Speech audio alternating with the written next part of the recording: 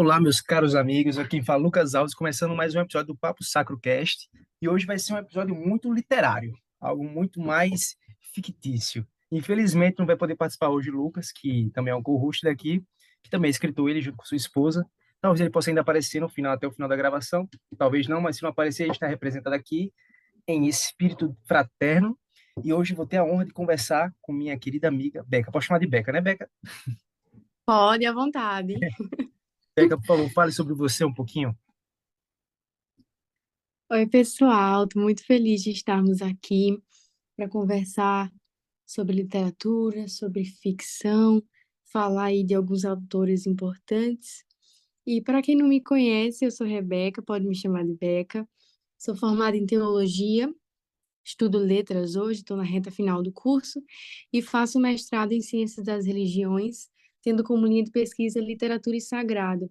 O que eu faço lá é o que eu vou fazer aqui. Vou cruzar aí algumas histórias de mitologia ou de ficção com a Bíblia e estamos trabalhando nisso, é algo que eu faço faz um tempo. Acho que todo o meu trabalho acadêmico até agora tem se voltado para essa relação. Eu estou muito feliz com essa conversa que vai ser muito proveitosa e eu espero que edifique a vida de vocês. Um prazer estar aqui, Lucas. Beca, acho que um bom modo de traduzir tudo isso é uma pergunta básica, mas muito profunda, que é no que consiste um livro de ficção? Tipo, Uhum. como consigo especificar mais? É, o que faz, o que, é muito profunda essa pergunta. É, o que você busca quando vê um livro de ficção? Acho que seria mais ou menos isso. O que é que você, pessoalmente, como Rebeca, busca quando você vai Uhum. atrás de um livro assim? Eu vou responder de forma ampla e depois vou restringir um pouco mais. Essa semana não, faz um tempo, eu fui questionada no Instagram com a seguinte pergunta: Mas, Rebeca, ler ficção não seria pecado, já que é mentira? E eu fiquei tipo, eu vou rir ou a pessoa tá falando sério? Então eu vou responder sério e vou rir no off. Porque eu entendo a preocupação, eu entendo que é zelo, a pessoa não estava perguntando para fazer piada ou para tirar sarro, mas a gente tem que entender que a ficção, ela tem uma natureza distinta da realidade. Não é que é mentira e não é para ser algo falso. É literalmente contar uma história com outras diretrizes da realidade. É como se não é que a realidade fosse mudada, é que as diretrizes são outras. Então, quando eu vou ler um livro de ficção, eu procuro alguns traços que o Tolkien deixou registrado no ensaio filosófico que ele fez, chamado Sobre Histórias de Fadas. E eu, sem querer, fui influenciada por isso. Eu tenho poucas exceções. Mas ele diz que um bom livro de ficção é aquele em que você se sente agradecido por viver em um mundo real, talvez porque o monstro da ficção você nunca conseguiria sobreviver a ele, ou porque você sentiria falta das coisas serem normais, sem a presença de criaturas mágicas, seja lá o que for. Tolkien diz que um bom livro de ficção é aquele que te faz admirar aquele mundo sem detestar o mundo real. E acrescento a isso de que aquela boa ficção não nos faz duvidar de que aquilo que aconteceu é verdade. O Tolkien, ele não curtia Alice no País das Maravilhas, porque ele dizia que o Lewis Carroll deixava em aberto se aquilo era um sonho ou se era realidade. E o Tolkien colocou como diretriz que uma boa ficção, uma boa história de fantasia, ela não vai fazer isso com o leitor. Ela vai fazer com que o leitor tenha certeza que aquilo aconteceu e é por isso que é ficção. Ele diz que histórias que deixam em aberto, tipo, será que aconteceu mesmo? Será que é um sonho? Será que a menina é maluca e imaginou tudo isso? Ele diz que isso não é uma história de ficção de verdade. Eu tenho essa exceção com Alice no País das Maravilhas, que eu amo, mas geralmente é isso que eu procuro. Quando a ficção me faz amar o mundo real e admirar um mundo fictício, sem plantar essa interrogação que deixa você meio desgostoso, tipo, caramba, será que aconteceu mesmo? Será que rolou ou é coisa da cabeça dela e da minha cabeça também? Essa questão de Tolkien que você citou de Tolkien com Lewis Carroll é bem interessante, que até me fez pensar em outra questão também. Será que na busca por uma boa ficção, por um bom livro, a gente pode deixar de lado assim o histórico do escritor? Por exemplo, dizem, né, que Lewis, esse autor de Alice no País das Maravilhas, ele teve uma relação com a Alice era real, então uma criança. Uhum. Então, será que tipo é possível a gente abster algo bom, mesmo quando uma pessoa, digamos, pode ter uma prática ruim na sua vida pessoal? Será que é possível isso? Olha, isso se estende até para o campo da teologia, né? Existem pessoas que se tornaram nomes grandes em áreas que falharam. Não vou citar nomes, porque ainda estão por aí, É. mas existem teólogos que se destacaram em áreas que foram completamente falhos, e suas falhas vieram à tona, meio que destituindo aquela autoridade que eles tinham, né, sobre o livro. Eu acho que existem obras que realmente são verdadeiras e boas e honestas, mesmo que a vida da pessoa não tenha sido boa, verdadeira e honesta. Então, a gente tem duas escolhas. Ou a gente evita essas obras, contorna essas obras, ou a gente pega a boa obra e separa da vida da pessoa. Às vezes isso é inseparável, né? Uma pessoa que escreve sobre família e agride a esposa, para mim não tem moral de escrever mais sobre família. Então eu não faz mais sentido ler o livro dele. Mas como o Lewis Carroll é uma especulação, né? No fundo a gente realmente não sabe. Existem coisas que a gente sabe, autores que tiveram a máscara aí arrancada, não faz mais sentido ler as obras dessas pessoas.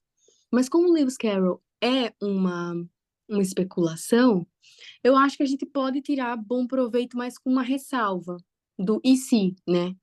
A gente existem obras que devem ser evitadas, como a que eu dei o exemplo, né, hipotético de uma pessoa que se torna expert naquele assunto, mas daí a gente descobre que ela é uma pessoa que errou muito naquela área e provavelmente aquele livro não vai ter muito proveito mais. Ou pessoas como Lewis Carroll, que são alvos de especulação, que pode ter acontecido, pode não ter acontecido. Eu acho que Alice no País das Maravilhas é um livro bom demais para a gente nunca ler por conta dessa especulação, que é grave, né, se aconteceu, mas eu creio que podemos tentar separar.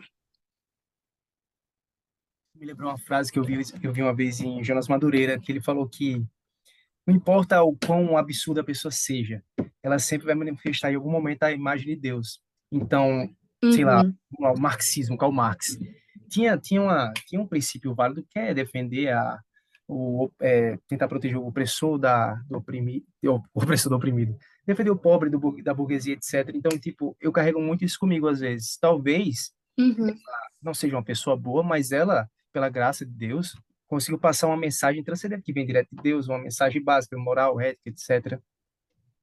uhum. Sim, a gente consegue pensar dessa forma, né? Até porque se colocarmos na balança nossos erros e acertos, a gente erra às vezes mais do que acerta.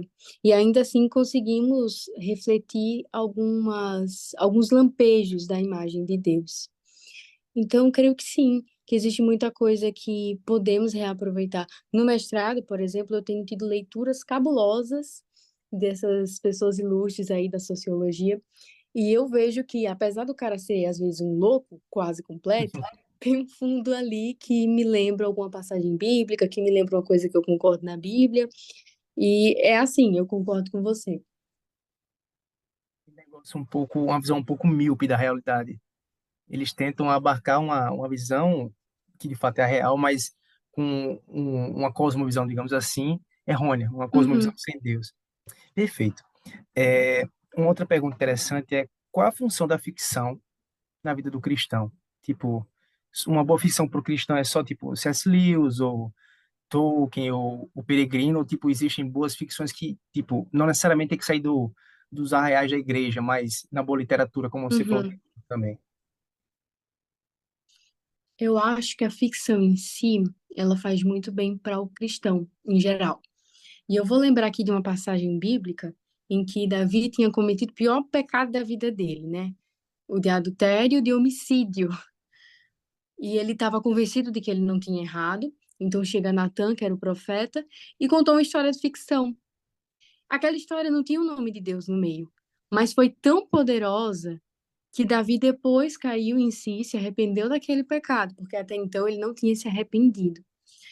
O que Nathan fez foi contar uma história igualzinha de Davi, só que mudando totalmente as regras daquela história. Substituiu todos os personagens, e então Davi quis condenar um personagem da história, e Nathan diz: Mas ele é igualzinho a você.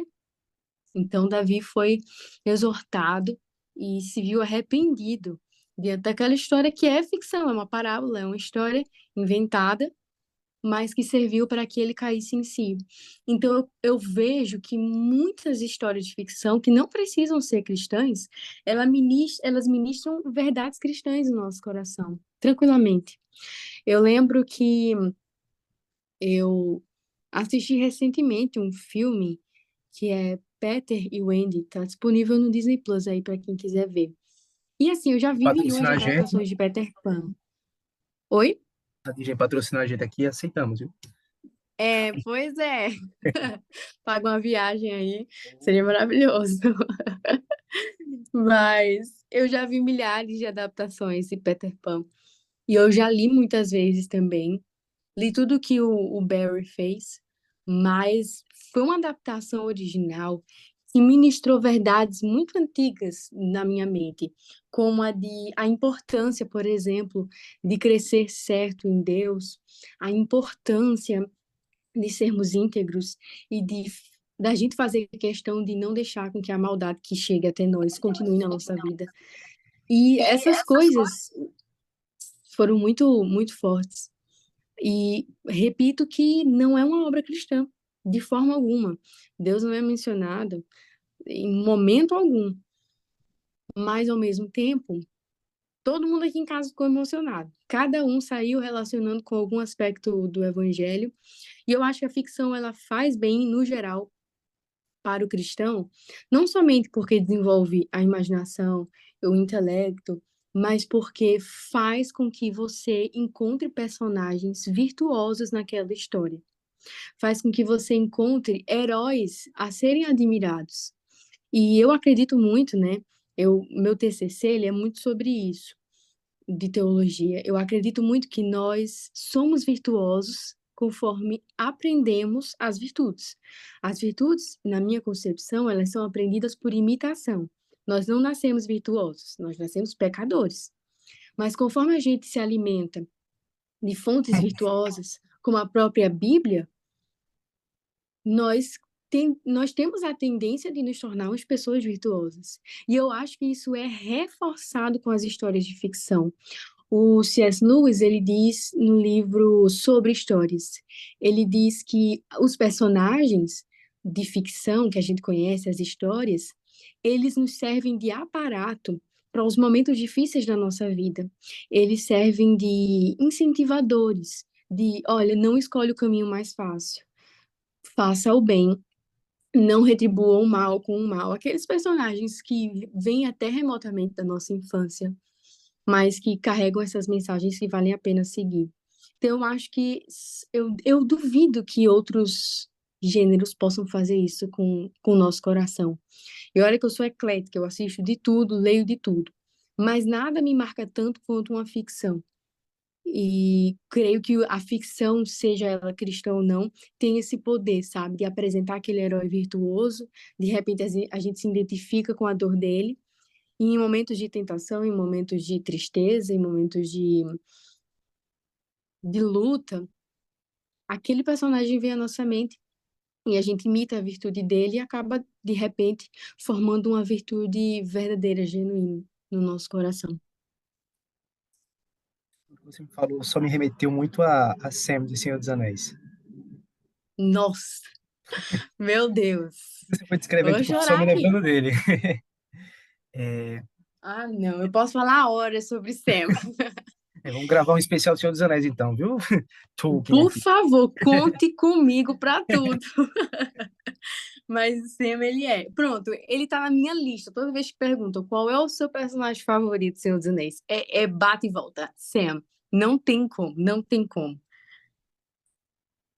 Eu acho que o Sam, ele, tipo, ele, ele apresenta muito das virtudes cardeais, cardeais, me perdi agora, das virtudes aristotélicas, que ele fala muito sobre a prudência e etc. Uhum, Aquele zelo que ele tem com Frodo, aquele cuidado, aquele carregar nas exato. costas, é muito bonito. E, tipo, não necessariamente, como você falou, tem aquele negócio de falar de Cristo, de Deus, ou de remeter Uhum, à ideia do transcendente, mas é algo simbólico que, a gente vai entrar nessa pergunta também, que é simbólico e alegórico, que Tolkien tanto discutiu com Lewis, que a gente vai, daqui a pouco vai entrar nessa uhum, pergunta, mas antes eu só queria fazer outra, que é, de um tempo para cá, eu vejo muito assim, pessoal falando, acho que começou com o Olavo de Carvalho falando sobre isso, e eu vi alguns intelectuais católicos também tratando sobre isso, sobre a formação do imaginário.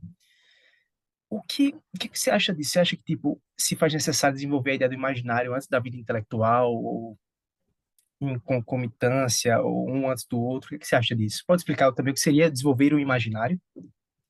claro. Eu tratei muito disso, inclusive no meu TCC. Ele ainda não está disponível para leitura. As pessoas às vezes me perguntam isso, mas infelizmente não está, porque eu estou transformando em um livro. Vai que, né? Se Já der tudo quero, errado, eu lanço. já quero. Eu lanço na internet. Mas o meu TCC, quase todo, o meu projeto, foi sobre isso do imaginário moral.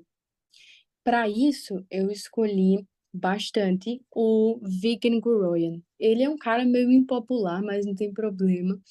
Eu acho que ele é maravilhoso quando fala sobre a reeducação do coração.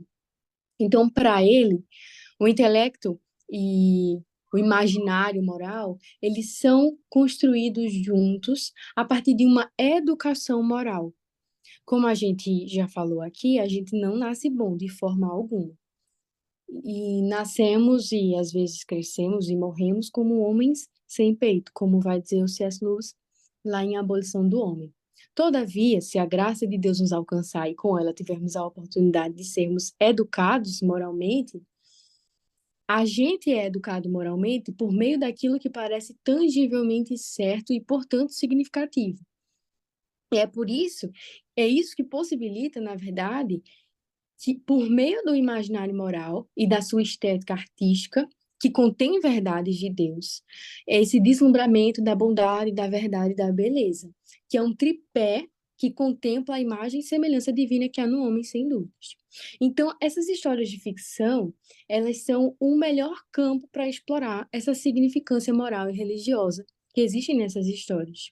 Então, a imaginação, ela vai prover essas memórias que vão influenciar positivamente o caráter e a conduta ao longo da vida. E é essa imaginação que provê essas memórias que vai fazer com que você se lembre do que é certo, o seu imaginário seja educado e o seu intelecto cresça com isso. É como se fosse um ciclo que tem frutos bem legais. A gente vê pessoas que foram educadas lendo ficção, o próprio Lewis, né? E ele era alguém que os seus alunos recordam de ser muito correto, de não temer ser chamado de careta nem nada do tipo, além de ser um gênio. E a gente vê também na biografia dele, Surpreendido pela Alegria, que ele leu livros de ficção sem distinção, até livros de ficção que eram para adultos, ele leu quando era criança. E ele tem certeza que tudo isso, crescer em uma casa com livros de ficção, fez com que ele tivesse, com que ele fosse quem foi. Então, eu creio que o nosso imaginário moral e a nossa moral em si, né, as nossas virtudes também, elas são influenciadas por meio da imaginação. E se a nossa imaginação estiver alimentada com memórias boas de ficção e de tudo na vida, mas também de ficção, é natural que o nosso imaginário seja reeducado e o nosso intelecto cresça com essa atitude. É algo consequencial que pode acontecer ao mesmo tempo, mas às vezes eu creio de acordo com o que eu já estudei, que na criança começa pelo imaginário. Mas eu creio que existe uma certa idade, provavelmente depois do Trivium ter amadurecido, que os dois começam a crescer juntos, porque você nunca para de ser educado moralmente, você não vai atingir um nível de perfeição moral nessa terra, você sempre tem que melhorar. Mas o seu imaginário e o seu intelecto vão crescendo juntos e são consequências aí dessa imaginação bem nutrida, com histórias que valem a pena serem lembradas, sabe? Saindo um pouco dessa área que ficção é algo que eu quero muito entrar agora, mas é na área da filosofia. Para se ler Platão, para se ali Aristóteles, etc., se faz necessário também ler um pouco da literatura anterior, por exemplo, caraca, me fugiu o nome agora, as obras de Homero, porque, tipo, há Isso, um conhecimento pré-filosófico ali, há uma bagagem pré-filosófica que houve uma influência grande, por exemplo, para se entender um sem pouco também do dúvidas. pensamento da Idade Média, é bom ler também Dante, a Divina Comédia, etc. Então, é uma coisa que está sempre atrelada uma na outra. Eu consigo entender um pensamento Uhum, de uma época, entendendo também a literatura de uma época. Por isso que eu acho que o imaginário é muito importante. Não só ler grandes obras de teologia e filosofia, mas também ler as grandes literaturas da época. Não só tratados e compêndios e sumas e etc., mas os grandes clássicos que mudaram também a mente de várias pessoas. Pronto, você falou de C.S. Lewis, que teve toda essa bagagem literária dele, acho que foi pela família, não sei, me esqueci agora a biografia dele, acho que foi criado por um tutor, não foi? sim, mas ele acredita essa parte dos livros espalhados pela casa como um descuido do pai. Ele não diz nem que foi uma coisa proposital. E com Culpou aí Tolkien. o pai. Eu acho que ele leu algumas coisas erradas aí na infância. Tolkien que foi criado por um padre, não foi? O Tolkien, ele, ele perde a mãe muito cedo, né? Ele perdeu aí, tô até pesquisando aqui a data, ele perdeu o pai, com 4 anos de idade, e a mãe morreu bem cedo também, deixou os meninos sem recurso nenhum para viver, e daí sim ele foi adotado. Essa parte só por causa do filme que eu assisti dele. Que eu esperei Pobrezinho. aparecer Lewis e não aconteceu nada. Fiquei muito triste. Esperei muito Lewis naquele filme. Nossa, sempre enganam a gente, nem adianta. Beca, para a gente sair dessa área de perguntas mais específicas e entrar mais na área da Beca literária, Beca escritora, finalizar com esse daqui. Vamos lá. Na disputa entre alegórico e simbólico, entre Lewis e Tolkien, qual lado você acha mais razoável? Aquela questão de Aslan apareceu, ficar uma coisa mais simbólica, tal, coisa mais alegórica que Tolkien criticou tanto em Lewis. Aham. Nossa, eu vou falar a verdade. Eu sou alguém que acho que eles escolheram métodos que combinassem com a personalidade de cada um. O Lewis era muito inteligente, mas ele era, não é que ele era fácil de agradar, mas ele era menos rigoroso que o Tolkien. O Tolkien deixou histórias inacabadas por ser perfeccionista demais. E ele acreditava, né, de que o Lewis ele deixava escancarado demais o cristianismo nas obras dele. O problema com O Senhor dos Anéis é que, por ele não ter adotado o mesmo método, acaba que pessoas apenas mais velhas conseguem ver o evangelho nessa história.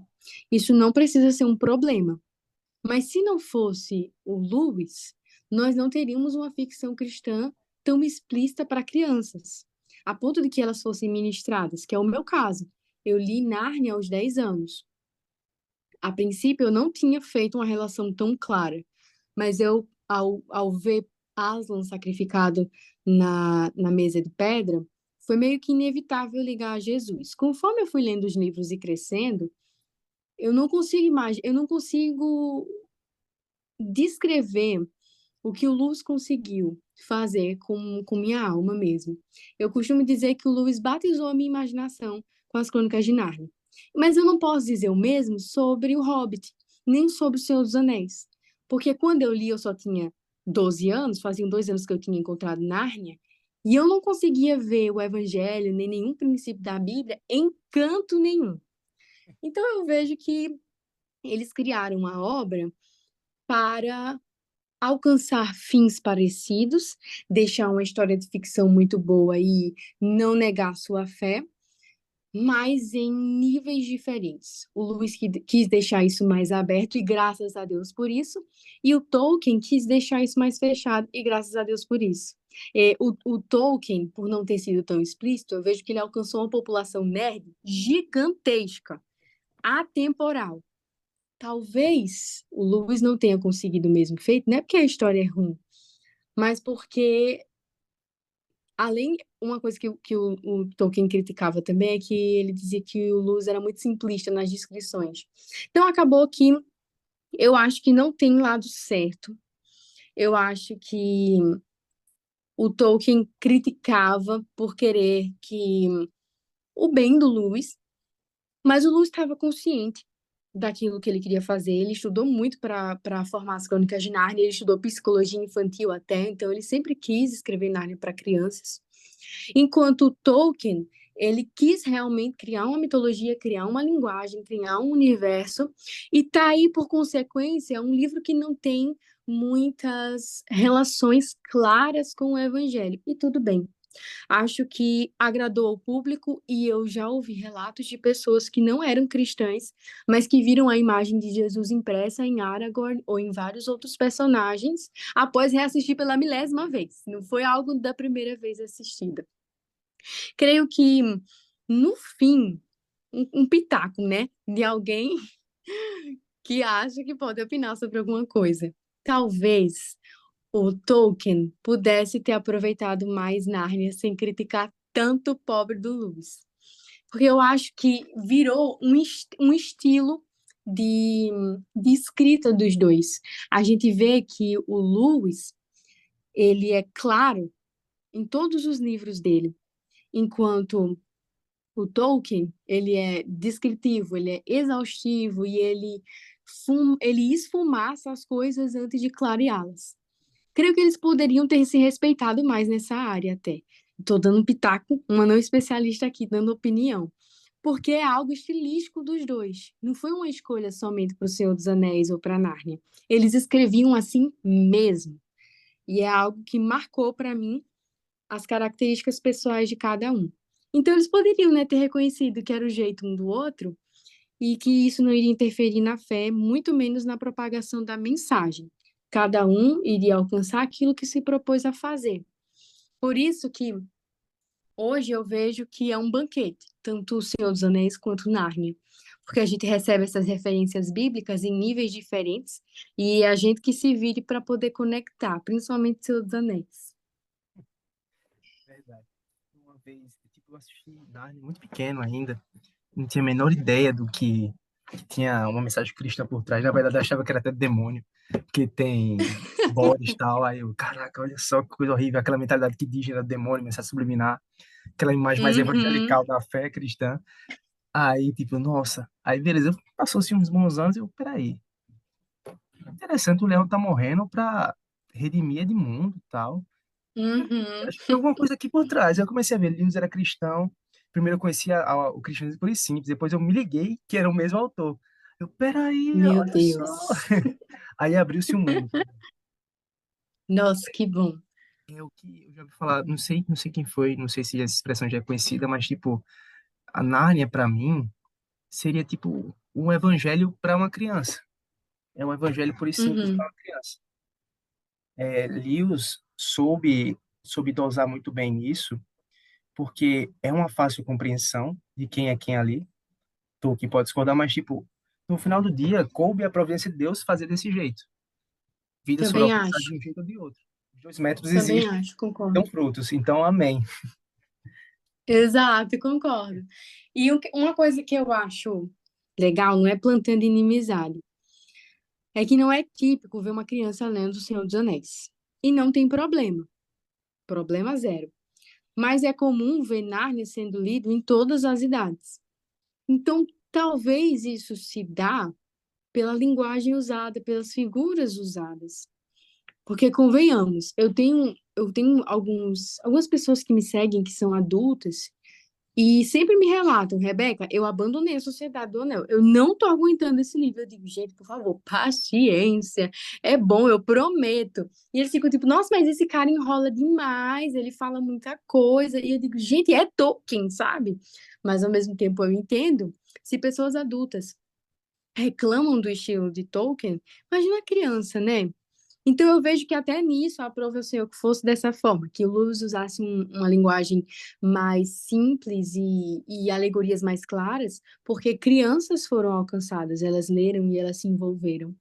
Minha vida é testemunho disso. Eu tenho certeza que eu não teria essa inclinação para fantasia se eu não tivesse lido e me encantado por Nárnia.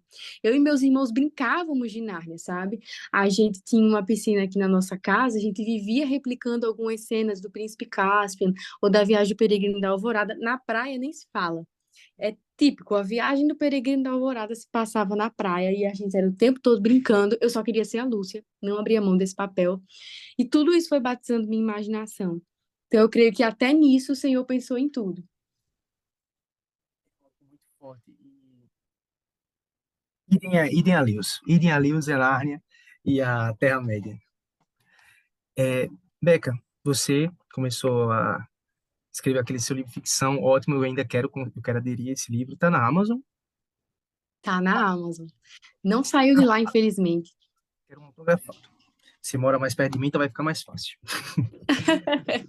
Então, vamos entrar nessa seara do mercado e da ficção, e principalmente no meio cristão. Queria saber quais são as suas principais influências, tipo, e como é tentar trazê-las para a literatura atual, que converse com o público de hoje. Entendeu mais ou menos? Sim, entendi. Quais são suas influências? Hoje, Assim, passar isso na sua obra. E pode falar, primeiramente, fale perfeito. da obra. Essa história de Ventos do Leste, né, que é o nome do meu livro, ela é muito engraçada, essa história. Ela começou quando eu era bem nova e eu tive algo parecido com o que aconteceu com o Lewis. Quando ele tinha 16 anos, estava em trem, quando imaginou um fauno com um cachecol vermelho. E só, foi só isso que ele tinha. No meu caso, eu era nova e veio na minha mente uma imagem de um elfo simpático, né? Daí eu pensei, nossa, que coisa mais curiosa, mas nunca fiz nada com isso. O Neil Gaiman, ele tem uma frase que diz que as boas histórias permanecem, as boas ideias, elas duram. E eu acho que uns 6 anos depois eu tinha tirado meus 3 dentes de siso, eu estava acamada, com o rosto lá em cima, sem poder fazer nada. Quando eu tive essa ideia e pensei assim, por que eu não faço uma história sobre aquele elfo que mora no canto da minha mente faz uns bons anos? E foi algo que eu escrevi em 3 dias. E foi uma história muito natural. A maioria das minhas histórias que ficam prontas, elas surgem assim do nada. Pela graça de Deus, esse livro ficou como o mais vendido na categoria de ficção cristã e fantasia por 2 meses e meio, que para mim foi uma surpresa, porque eu nunca tinha escrito nem publicado nada. Era perto do Natal, não, era perto de dezembro, e eu, de propósito, lancei o livro no dia do aniversário de C.S. Lewis, porque eu devo a ele essa história, e eu acho que todas as outras de ficção que eu fizer. Então, esse livro ele tem reverberado algumas amizades, dentre elas, uma amizade com o Emílio Garófalo, que é a minha influência hoje na ficção cristã. Ele lê as minhas histórias, às vezes eu leio as histórias dele, que ainda estão sendo para ainda ou não foram publicadas ou a gente tem o desejo de publicar. E ele tem sido uma espécie de mentor. Ele até me dá bastante conselhos sobre escrita. A gente fala muito sobre livros de ficção que gostamos e ele tem sido realmente minha maior referência no meio da ficção cristã. Tem me abençoado muito e agradeço a Deus pela vida dele. Eu sei que ele abençoa muitas pessoas com os livros que ele escreve e tem muita coisa legal vindo por aí também, histórias maravilhosas que estão nascendo e acredito muito que o nome do Senhor vai ser glorificado por meio da vida dele.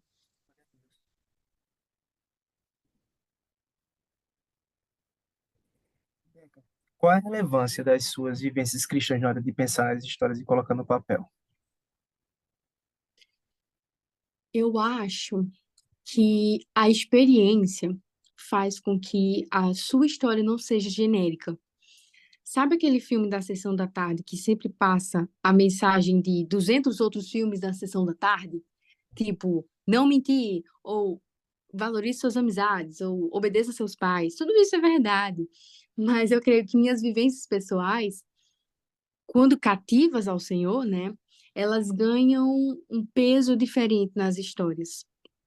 Eu estava conversando esses dias que todas as histórias de ficção que eu escrevo contêm um pedaço de alguma parte da minha própria história. E eu acho que quando a gente coloca nas palavras o peso eterno de Cristo, tipo, ó Senhor, abençoe minha mente, me livre de escrever algo que te envergonhe e que o Senhor seja glorificado por meio dessa história, eu vejo que elas produzem um peso eterno.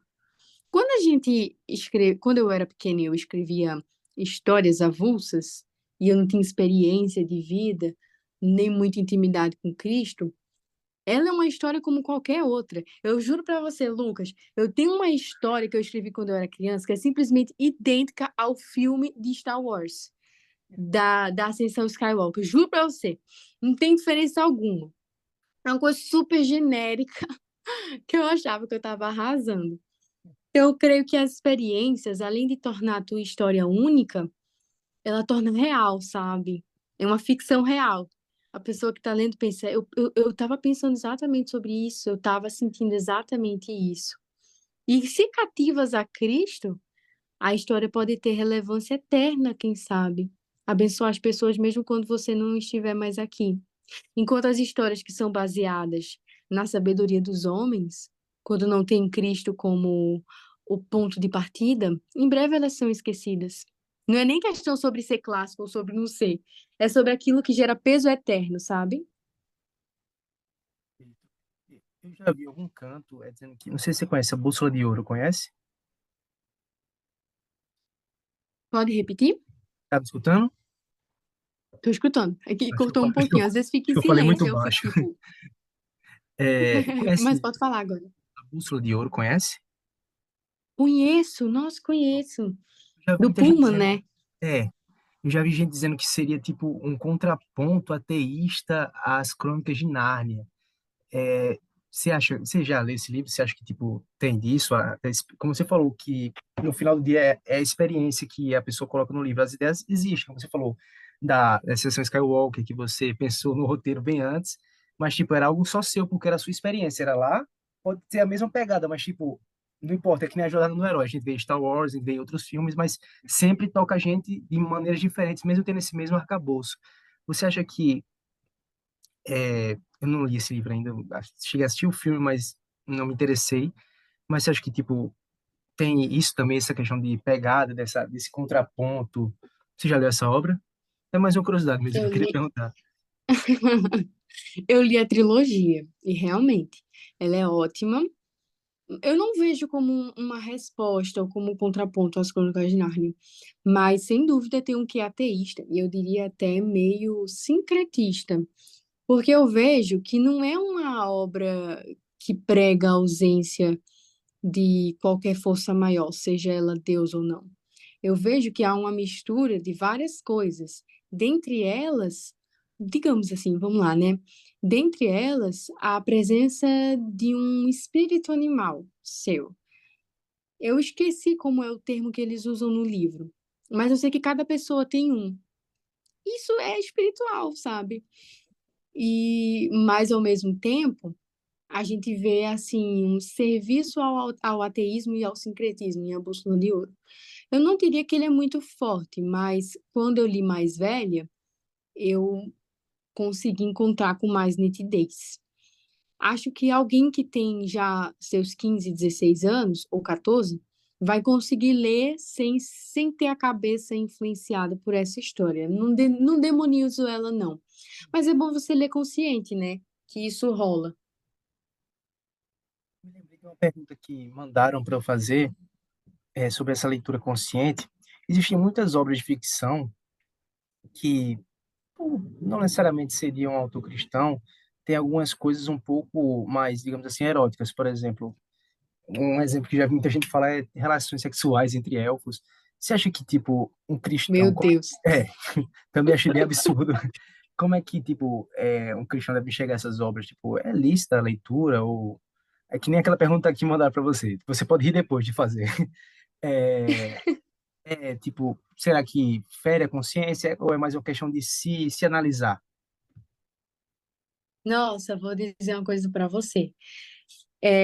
Eu sou alguém que passou exatamente por isso. Esse livro que você está falando aí dos elfos, ele é chamado Corte de Espinhos e Rosas. Eu sei disso porque eu Exatamente. comprei o box e eu não sabia que tinha cenas adultas. Eu tinha 16 anos. Aí eu fui ler, nossa, um livro de 600 páginas, eu li em 3 dias. Quando eu cheguei na reta final do livro, eu disse, opa, o que danado é isso? Deixa eu ver, eu tô meio perdida. Eu fiquei até tonta, eu disse, gente, o que é isso? Eu não consegui terminar de ler, porque eu tinha certeza que ao fazer aquilo, eu estava pelo menos envergonhando o Espírito de Deus. Imagina o resto. Então, assim, gente, sobre isso eu sou muito careta, tá? Não leiam livros com cenas adultas. Vocês não ganham nada com isso, sério mesmo. Você aí, leitora e leitor, tá com livros com cenas adultas em casa. Mano, doa. Eu joguei no lixo esse box, infelizmente. Ninguém queria comprar. Minhas tias não deixaram minhas primas comprar, estavam certas. Eu digo, gente, eu não quero dar, eu quero me livrar. Tive que jogar. Porque eram cenas totalmente explícitas, que são muito diferentes de romance, por exemplo. Né? Sabe aqueles filmes que colocam uma cena implícita, que eu também nem indico, mas que não chega a constranger a dignidade Gosto humana? mais velado, né? É uma coisa mais velada, tipo em Os Eternos, aquele filme da Marvel que não foi bom, mas que tem uma cena assim. Aquela cena. Durou um microsegundo. Você já assistiu? Já, horrível o filme. É, a gente precisa fazer um episódio sobre isso. Eu tava É ruim pensando nisso. mesmo. Ele é bem ruim. Mas tem uma cena lá que eu não consigo lembrar dela, porque ela foi tão notável, tipo, isso foi uma coisa dispensável. Mas essas cenas, eu preciso falar isso com muito amor no coração.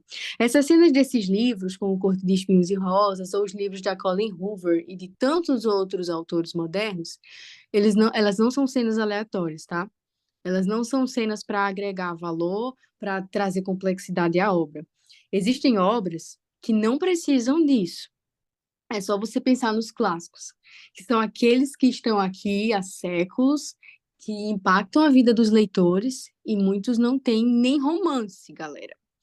Então, assim, eu sou alguém que doei uns 60 livros, acho que um mês atrás, a maioria de romance, mas não estou pedindo para você fazer o mesmo. Só que alguns eu doei de propósito, porque tinham essas cenas. E eu vou relembrar: a presença dessas cenas nesses livros não é de forma aleatória. Eu creio muito de que quem escreve quer afetar você exatamente nessa área sexual. E para o cristão, a área sexual é uma das mais perigosas de se brincar, não tem graça. E isso se estende às séries, tá? Então, tipo, tem os Bridgertons, tem Outlander, tem várias outras séries com cenas adultas explícitas que mostram tudo. Eu acho que isso não glorifica Deus. Eu acho que nós não fomos feitos para isso e acaba plantando coisas das quais você não vai esquecer, que pode fazer com que você peque, especialmente você que é aí solteiro. Então, eu não não leio e não acho sábio que os leitores cristãos aí tenham esse hábito de leitura. A carga psicológica que um conteúdo erótico tem para a mente humana é indescritível. É altamente Oxi, indescritível o mal que isso faz. E, nocivo, total, um veneno. e entra de forma muito velada. Tipo, do nada, num filme da Marvel, uma cena, claro, discreta, mas Exatamente. do nada uma cena de relação sexual, onde o conteúdo era praticamente para criança. É uma coisa que Exato. Para mim, os filmes da Marvel, eles deveriam evitar esse tipo de coisa, porque existiam muitas crianças na sala. Eu lembro exatamente disso. Eu estava no cinema e existiam crianças na sala. da idade do meu primo, com 6, 7 anos, que gostam de heróis e que quis ir ver. Como é que a mãe vai explicar aquilo pra ele depois? Sério? Verdade, que ainda não tem que ser explicado nessa profundidade toda ainda. Não, não cabe, não cabe. Exato. Então, tipo, a família vai querer assistir um filme de super-herói, vai comprar um livro bom, porque o mercado tende a promover muito livro assim de destaque. Esse aí que você falou que eu não sei o nome, foi minha senhorita que mandou fazer essa pergunta, sobre como ela ficou sobre esse livro. E às vezes a pessoa compra, espera uma coisa e do nada mete uma passagem como essa, uma cena como essa na literatura, no filme, e a pessoa Uhum. fica com as mãos atadas, não sabe como lidar, como explicar. A pessoa até passa a imagem de careta, a imagem de falso moralista, só que tipo, não é assim que funciona. Ah, eu sou careta pra isso. É, Sinto muito. foi mal. E é a realidade. Infelizmente, hoje a gente tem que dosar muito, tem que passar muito filtro para lidar com essas coisas, porque estão em todo. Gente, é assim, aparece em todo lugar, mas deixa eu dizer uma coisa pra vocês. Não tenham medo de proteger o caráter de vocês. Não tenham medo de sair como o crente ou como a crente, como o santinho, porque vocês estão fazendo o que é certo. A Bíblia disse, né? Que nós somos odiados pelo mundo. Então, a- a- o mundo já nos odeia de todo jeito. Ele não vai nos odiar mais se a gente se recusar a ver algo que desagrada o nosso Senhor. Acho estranho quando eles não odiarem, né?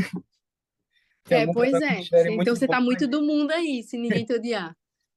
Eu passei por uma experiência parecida. Eu gosto muito de ler HQ. Aí eu tava lá lendo acho que era da DC. Aí de boa lendo lá, do nada apareceu uma Flash, um personagem de Flash, e ela era gênero neutro. Então começou a se Ai, usar na Jesus. HQ o tempo todo uma linguagem neutra. E tipo, como ficou chato, desituante, o tempo todo uma coisa forçada, elo, alguma coisa assim, e tal. Eu, meu Deus do céu, segue a história, pelo amor de Deus, termina logo, pelo amor de Deus, que história chata. E eu paguei por essa revista. E Exato.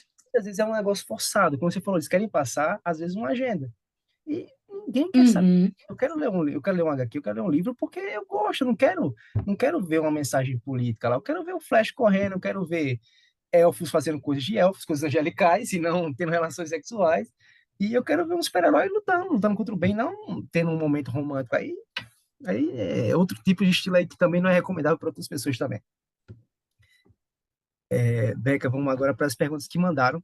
Essas perguntas são. Na verdade, quem ia fazer essas rodadas de perguntas agora era o Lucas, mas ele teve que se ausentar. Então, vou fazer aqui por ele. Uhum. No Imagodei. problem. A criação de um mundo, de uma história, pode refletir nossos pensamentos mais elevados quanto a isso? Como é o processo de escrita trazendo uma bagagem cristã no mundo de hoje?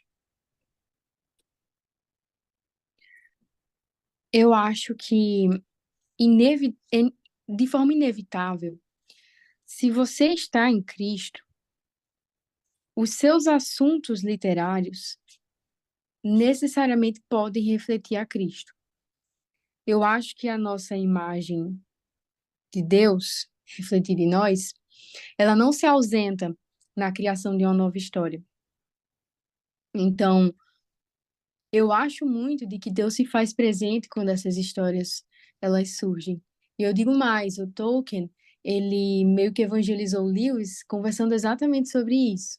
Ele diz que todas as histórias que tecemos, elas estão refletidas e elas vêm de uma história maior, que é a verdade que está em Deus. Quanto mais próximo você é de Deus, mais a sua história se parece com a de Deus. Mas quanto mais longe você está dele, mais a sua vida vai ser diferente da história que Deus conta na Bíblia. Então é por isso que Tolkien ele dizia que não tem problema em você gostar de alguns mitos, porque alguns mitos, sejam eles gregos ou nórdicos ou o que lá seja, eles são muito parecidos com relatos bíblicos. E ele diz que a gente não é para se preocupar. Perguntou, nossa, será que a Bíblia é legítima? Tem uma história aí da mitologia grega, que é a história de Deucalion, que ele foi um homem justo na terra, que foi poupado de uma destruição do mundo inteiro por conta de uma arca que Zeus mandou ele construir, enquanto Zeus inundava tudo com um dilúvio. Foi o fim da Era de Ouro. E isso não é para te preocupar, pensando assim, nossa, será Plágio do que a Bíblia cristianismo. então é uma farsa? Claro.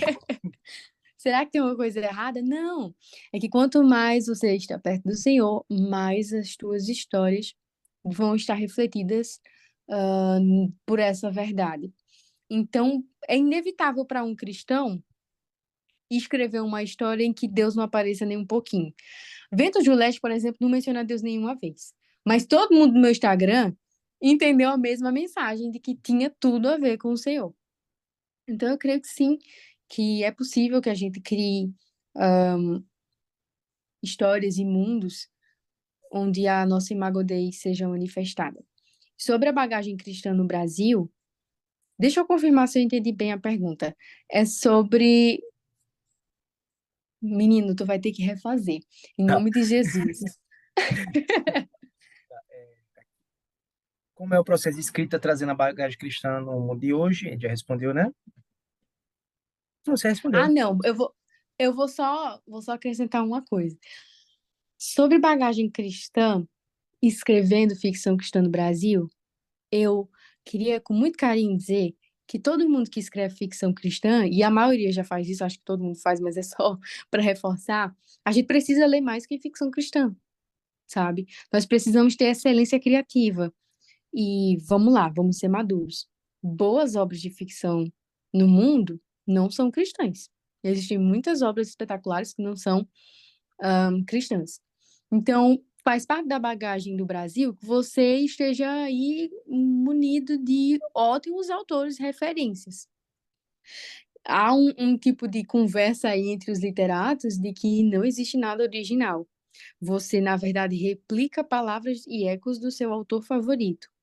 Então, leia muito Lewis, se você quer ter um estilo parecido com o dele, alegórico, com comparações e tudo mais. Claro, eu não estou aqui para te dizer que você vai escrever como Lewis, mas eu estou aqui para te incentivar a ler bons livros e assim escrever um bom livro. Não basta servir ao Senhor para fazer ficção cristã. Você precisa ler bons livros. Assim a tua escrita vai ficar evoluída, ela vai se tornar robusta, mesmo que tua linguagem seja simples, né? A minha linguagem eu considero como simples, mas eu já li algumas avaliações na Amazon de que em alguns trechos lembraram os clássicos de Charles Dickens, ou algum trecho lembrou a escrita do Lewis, e eu fico tipo, eu fico muito honrada, porque eu propositalmente li esses autores na época que eu estava escrevendo Ventos do Leste. Eu estava lendo um conto de Natal de Charles Dickens e estava lendo Cavalo e Seu Menino de C.S. Lewis, de propósito, para que, quem sabe, fosse refletida aí meu apreço por eles na minha própria escrita. Então, você aí que quer escrever ficção cristã, além de boa teologia, você precisa ler bons autores também. Porque daí você vai se sentir inspirado, cara. Um bom livro inspira a gente em nível master. É uma coisa maravilhosa. Dá vontade de escrever uma história de 500 páginas depois. Eu leio o livro que ou eu tenho vontade de ter escrito aquele livro, ou eu digo, eu vou fazer um também. Peraí, pera lá, vamos lá. Então, eu acho que faz parte aí da bagagem ter uma boa teologia e também ler bons autores.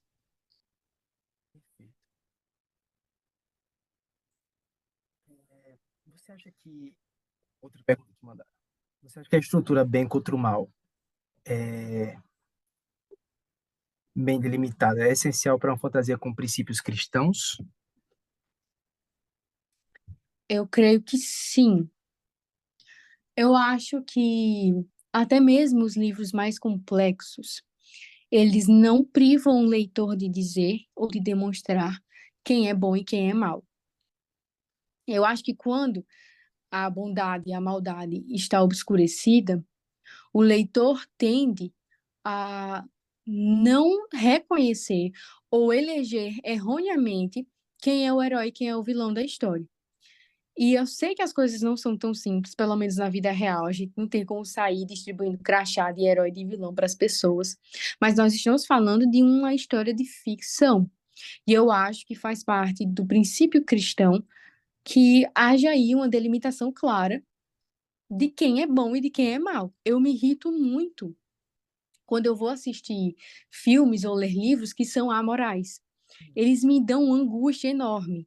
Aquele filme que você não confia em ninguém, que ninguém é bom, que não tem nenhum alívio ali cinematográfico ou literário, no qual você possa dizer, Senhor, abençoe esse personagem, dê força para ele vencer, porque todo mundo é mal, todo mundo trai todo mundo. É tipo, eu não consigo nem lembrar do nome do livro, é um livro muito antigo que eu li, depois eu posso até mostrar, mas ele traz uma angústia. Lembrei, The Kiss of Deception.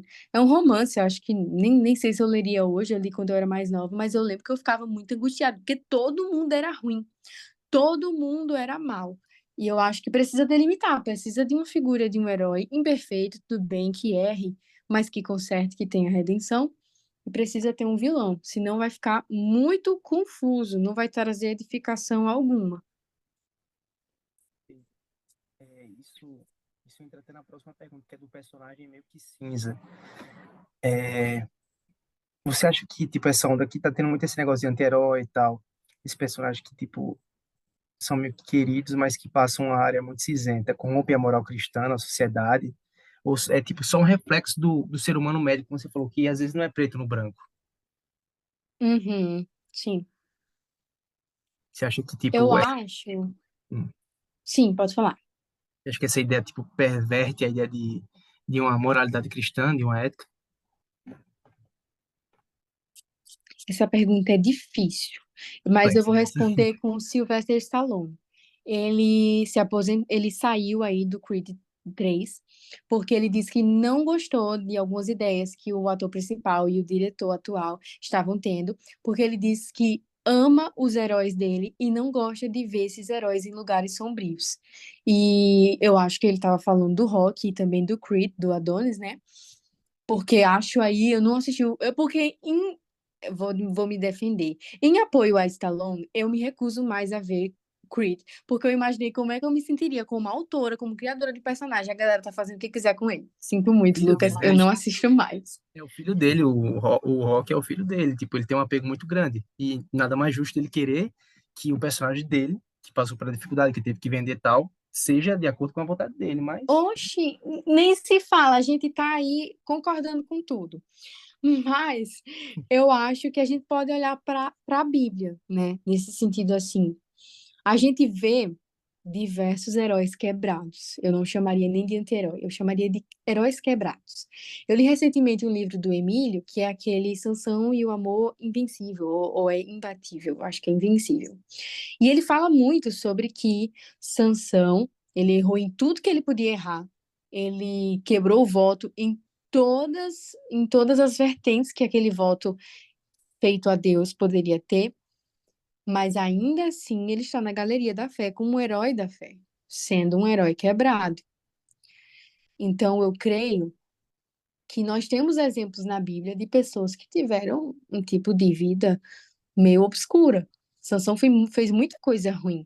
Davi é outro que teve erros graves, assim, que poderiam torná-lo um vilão, mas ele não é um vilão, ele é um herói quebrado. Creio que o vilão completo é o Senhor, né? Ele é o único que é inteiro. Mas, ao mesmo tempo, se nós estamos falando de história de ficção, eu acho que eu posso pegar esse exemplo de Sansão para dizer que um herói ele pode errar na maior parte do filme, se demonstrar uma pessoa péssima, desde que ele tenha um arco de redenção que seja quase salvífico. Eu vejo isso em alguns filmes da Disney. E também penso isso em filmes da Marvel, por exemplo. Eu acho que o que importa mesmo é que haja bondade dentro daquele herói, mesmo que ele esteja errante. O que não pode ser é um herói que tenha nome de herói, mas que continua errando sempre e sem querer redenção. A gente vê que Sansão, ele não somente se entrega ao Senhor, como o Senhor o usa para o seu propósito no fim. Então, apesar da vida toda dele ter sido de muitos erros, ele se entrega ao Senhor, ou seja, ele tem um arco ali de redenção. Então, eu creio que sim, nas histórias de ficção é legal que o herói tenha aí, pô, se ele errou muito, né? Se ele fez cometeu um monte de deslizes, é importante que ele tenha esse arco de redenção para que haja um efeito aí de elevação do nosso próprio ser. Porque aquela imagem do herói perfeito que não erra ela não nos constrange mais, dá vontade de ser igual, mas não gera identificação. Enquanto um herói como Sansão, a gente se sente até aliviado diante das coisas que Sansão faz. E mais aliviado ainda diante do resgate que Deus faz na vida de Sansão. Então eu creio que não tem problema se o herói vacilar muito, desde que haja uma redefinição da vida dele em alguma parte importante do filme. O que não dá é ficar algo obscurecido. Ele errar, errar, errar e ficar por isso mesmo. Para mim é algo que não tem como. E Davi é um exemplo perfeito também. Davi, o homem segundo o coração de Deus, mas que tinha uma casa bem Uhum. desestruturada. Davi, Salomão, Oxe, deu Davi, muita mancada. é, acho que Davi e Sansão são dois exemplos de heróis da fé. Pedro também, nem vamos falar, né? Não vamos chegar em Pedro, por favor. Pedro, a dizer que iria se entregar por Cristo, que lindo, né? Constrangendo os outros discípulos a tentar dizer, eu também, eu também. Ele não se entregaria minha vida por você, Jesus. Jesus, tipo, Pedro, Senta lá, cuidado, Pedro, Pedro, se eu te senta lá. contar. Se eu te contar o que tu vai fazer, Pedro. O primeiro a pegar na espada e o primeiro a fugir depois. Ou, É a nossa, ele é realidade, muito enxerido. mas é justamente isso que humaniza numa história, né? Tipo, a gente Uhum, vê, por exemplo, gosto muito da ideia de Luke. Luke, ele, pronto, quando o George Lucas escreveu o primeiro filme de Star Wars, ele se baseou muito na jornada do herói. Então, o Luke é esse sim. perfeito. Quando ele vai treinar com Yoda, ele entra na caverna, ele vê o maior inimigo dele, quando ele luta com Darth Vader ele vence, Darth Vader ele vê que debaixo da máscara estava Luke, porque Luke estava Uhum, naquela esfera entre estar lá da luz da força, no lado escuro, então, tipo, é essa ideia de que, tipo, ok, existe um padrão moral, existe uma ética a se seguir, e eu devo me ordenar para entrar nesse padrão. Eu não estou bem agora, que nem Salomão não, que nem Davi, que nem Sansão, que nem Pedro, mas eu devo entrar nessa norma, eu devo entrar nessa linha do Senhor, eu tenho que entrar nessa norma ética. Eu não estou agora, eu vou melhorar, eu tenho que melhorar, porque essa é a jornada do herói que eu tenho que seguir. Então, acho que isso exato. que tem que ser posto nos anti-heróis, digamos assim, que não é muito visto, por exemplo, em Justiceiro, mas que dá para ver um pouco nascente no Batman, eu diria, que Eu mesmo que não ele... vejo isso, por exemplo, no Kylo Ren. Pronto, Para mim, falando assim no mundo de Star Wars, né? Eu não vejo arrependimento nítido, nem mudança, nem coisa alguma no Kylo Ren. Eu vejo remorso, mas isso não é a mesma coisa. E eu creio que para que haja um elevamento, é, o Lewis é que fala muito isso, o levantamento do ser, uma elevação do nosso ser. Para que isso aconteça, algumas etapas precisam estar bem delimitadas, dentre elas a redenção. Eu não vi redenção em Kylo Ren, me desculpe. Eu tenho até um Funko Pop desse cara, mas pra mim é um bandidinho safado. E não teve redenção aí, ele só viu que ele estava errado e disse assim, pô, não tenho mais o que fazer, vou ajudar a Rey aqui e pronto. seja Vou me Ray. embora bater as botas. Eu não aceito essa nova trilogia, eu não aceito, eu tenho que ignorar. Calma, vamos, eu gosto da Rey, mas o Kylo Ren não tem como engolir, infelizmente. Não tem. Triste, triste. Tanto potencial. Pois é. Pois é. Beca, você acha que quais seriam as dificuldades para se, tipo, para ser relevante e trazer uma mensagem cristã nas obras? Quais as maiores dificuldades para se tornar uma obra tipo boa assim? Seria aquela experiência que você falou de tipo aquela experiência pessoal, aquela experiência própria, tipo que você falou da sessão Skywalker, que você pensou no roteiro antes, e tal, mas era algo só seu, não Uhum, sendo parecido. sim. Eu acho que, falando sobre a escrita, além de ler bons livros, né, eu acho que as próprias histórias bíblicas, por exemplo, elas ajudam muito você a criar suas próprias histórias. Eu não acho seguro que a gente crie roteiros totalmente destituídos de alguma referência. Não sei se você está me entendendo. Tudo bem, existem histórias que são tão originais que elas não remetem a mais nada. Mas tudo que é criado, tudo que é criado parte de alguma coisa. E eu acho que faz parte além das experiências pessoais, da sua vivência e dos livros que você lê, você tem que já começar uma história entendendo o que é que ela vai passar. Uma coisa que eu observo hoje é que tá muito fácil escrever livro. Você escreve e publica no Wattpad, você publica no Kindle e tá tudo bem. Só que essa facilidade fez com que a seriedade de escrever uma história fosse meio que perdida, sabe? Escrever uma história, seja ela grande ou pequena, é algo muito sério, que requer muita responsabilidade nas palavras que você está colocando ali. Isso envolve bom testemunho, isso envolve sua comunhão com Deus, e isso envolve a consciência de que aquilo vai gerar algum impacto na vida das pessoas. Então, eu creio que a gente tem que estar caminhando com o Senhor para que essas boas histórias nasçam. Eu acho que devemos estar com o nosso pensamento cativo a Cristo mesmo, a fim de que possamos glorificá-lo, mesmo que seja uma ficção não cristã, mesmo que seja um romance, mesmo que seja qualquer livro que você escrever. Porque, apesar da facilidade de hoje de escrever livros, a gente precisa pensar na seriedade que é colocar nossa cara a tapa, colocar lá nossas experiências, nosso coração, entendendo que após a publicação, acabou, é eterno. E que o que é que a gente está eternizando, né, ao publicar? Então, eu creio que um relacionamento sincero com o Senhor iria ajudar nessa questão. A gente vê que a Bíblia diz, né, que sem Ele nós nada podemos fazer.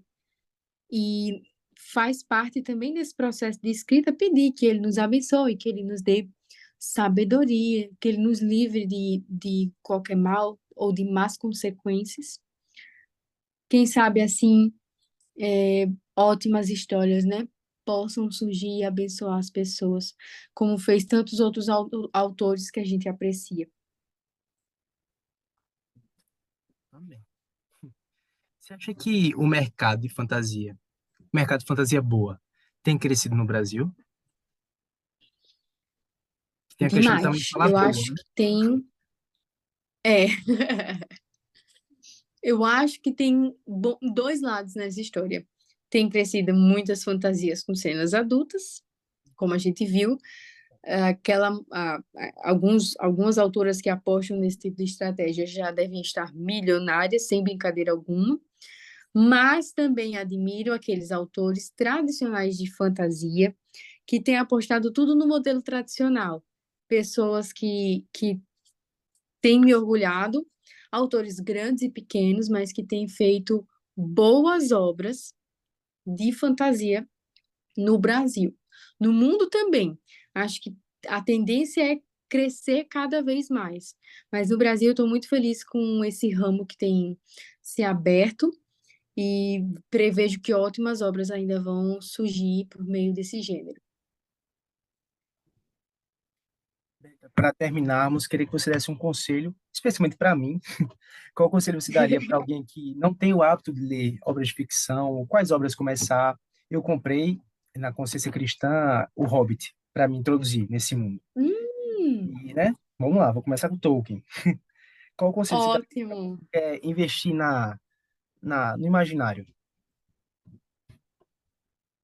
Olha, eu eu acho que as pessoas que pensam que a ficção é dispensável ou que você não ganha muito lendo ficção, eu acho que a vida dessas pessoas acabam sendo um pouco empobrecidas.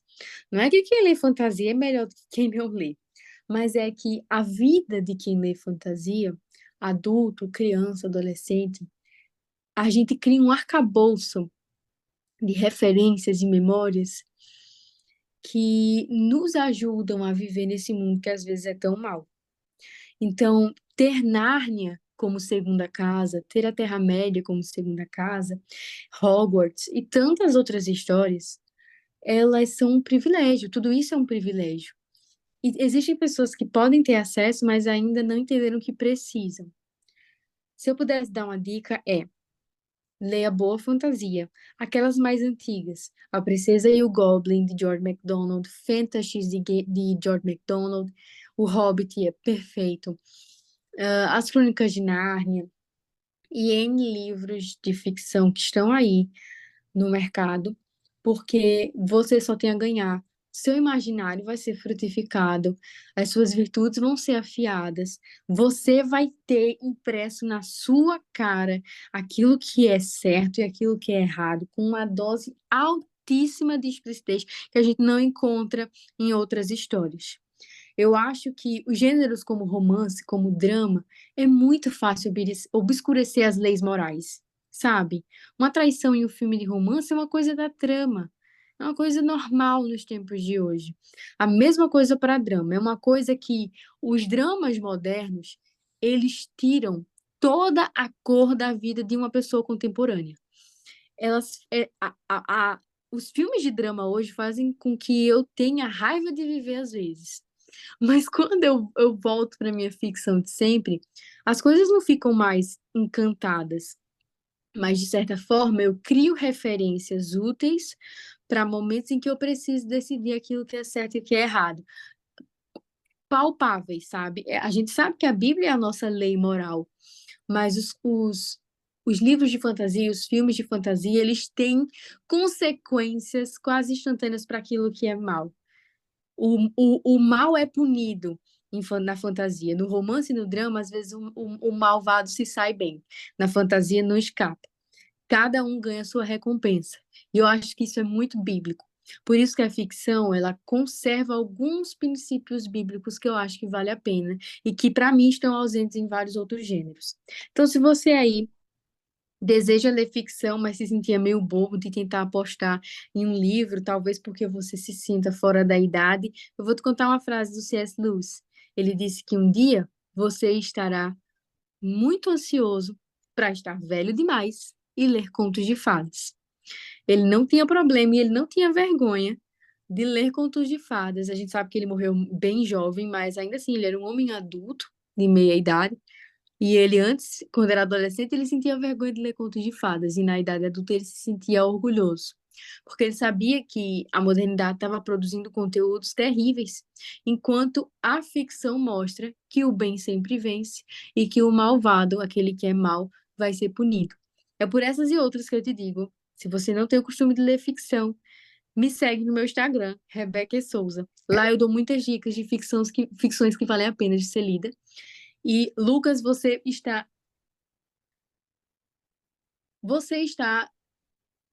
literalmente prestes a entrar em um mundo que tu não vai sair mais. Tu gosta dos filmes, os livros são assim indescritíveis.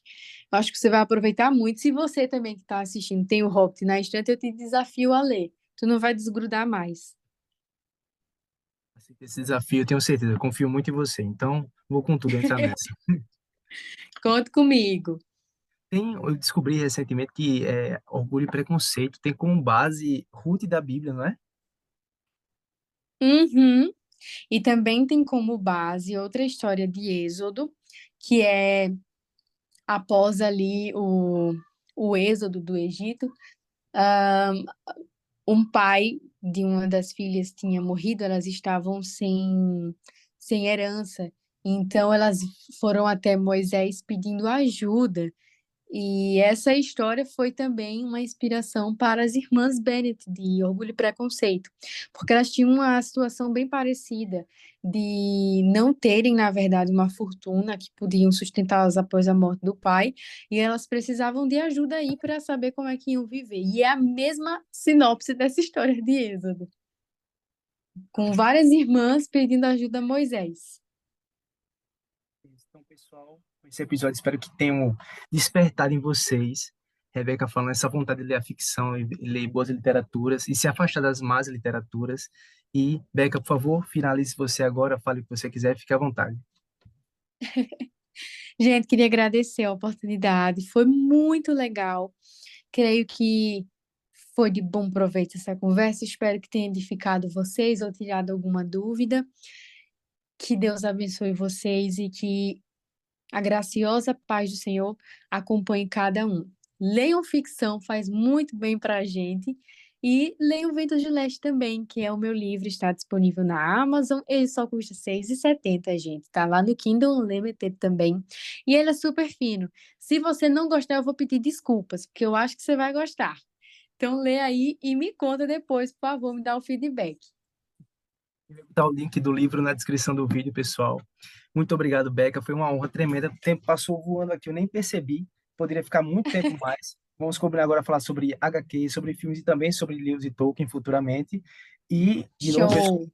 obrigado. Deus abençoe vocês, Deus abençoe seus estudos e suas leituras, principalmente. Até a próxima. Tchau, Até a Beca. próxima. Tchauzinho, foi ótimo.